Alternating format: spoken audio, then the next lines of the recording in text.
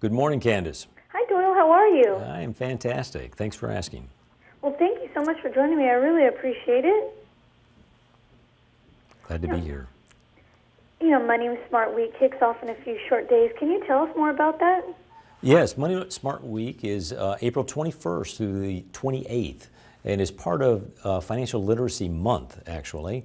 And it's the industry's way of providing financial education, just money tips, basic helps for American people. And what are some simple steps Americans can take to better manage our savings and make a financial plan? Yeah, I think it really starts with a budget. Do you have a plan? So track your expenses, kind of understand where your money's going. And I think most people are surprised when they do that, where those dollars flow. And it's often the little things, not the big things, that surprise them, how they add up. As you go through that process, you're likely going to find dollars that can be used then to, number two, fund your emergency account. You have that emergency fund that will address those unexpected expenses. The medical bill that you weren't planning on, the car breakdown, etc., that often derail your retirement plan. Because you have that expense, then all of a sudden you're looking for the dollars and you stop contributing to your retirement plan, or you raid those funds and it puts you behind. And then third, don't be overwhelmed. Don't be overwhelmed with the process. It's not complicated, doesn't make it easy, but just get started, and I think they'll be surprised by the progress they can make. Do you have any financial tips for those who are looking to save for their first house or apartment and save for retirement? Oh yeah, that's a big ask, right? You're trying to do everything at the same time.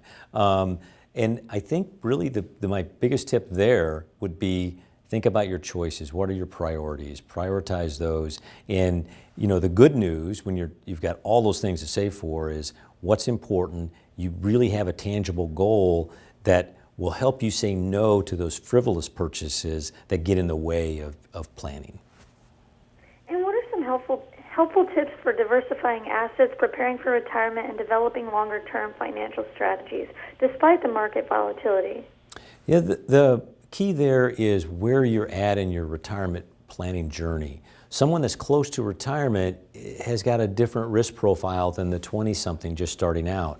If they're close to retirement, they've got a nest egg, they just don't want to lose it right before retirement, so they're probably going to be more conservative in their allocations between equities and bonds. Unlike that millennial, that 20-something, that may not have as much saved, but they have a whole lifetime in front of them to enjoy the compounding of returns.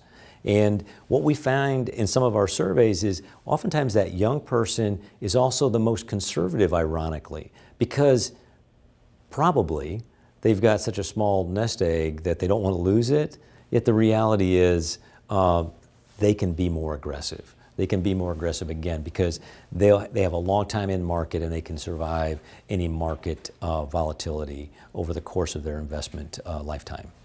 How much should the 20-something or the 30-something be saving on a monthly basis? You're not going to like my answer. It really depends, again, on your goals. But I think you're asking the right question of should you be saving and thinking about those savings, making it a part of your regular routines. Just like every other bill that you have, I'm contributing to my retirement each month, and that really highlights the importance of having that goal. What is your retirement goal? Not so much what my return is this quarter or maybe this year, because that's going to be volatile. It's what is my long-term goal, and I'm going to contribute to that long-term goal over time, and everyone's going to have a different number. Definitely. I was watching the news the other day, and they mentioned that people are working well past 70 now, so I guess everybody's goals are different. Yeah, I know some of those people working past 70. Sometimes it's not monetary; they just don't want to be home, right? So they like being out in public, and that's great. And the other benefit is oftentimes people that are doing that, it's not because they have to, but they can delay that time when they're drawing on those retirement accounts. So they're working a little bit and they're just living on those dollars, just letting their retirement accounts continue to compound. And do you have any additional tips or information you'd like to share with us? You know, my biggest tip is, again, simple steps. Start today. It's not complicated. Just get going. And where can we go for more information? I encourage your viewers to go to countryfinancial.com to learn more. Well, thank you so much, Doyle. I appreciate you taking time out of your busy schedule to speak with me today. Have a great afternoon. You too. Thank you. Thank you. Bye-bye.